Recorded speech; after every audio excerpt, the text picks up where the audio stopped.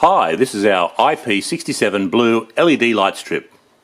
The strip is encased in a flat silicon tube and is still flexible enough to go around corners. It is 5 metres long and 12 millimetres wide. It has 300 LEDs and that's 60 LEDs per metre. You will need a power supply which needs to be 12 volt DC. The current draw is 2.25 amps. And they're available in our eBay store.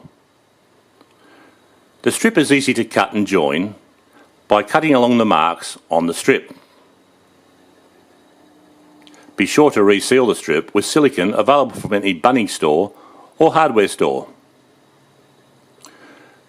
The strip comes with an RF remote control that you can use to turn the light on or off. You can also dim it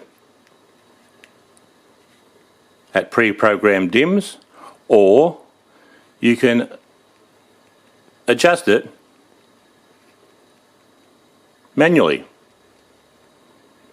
You can also make it flash or strobe.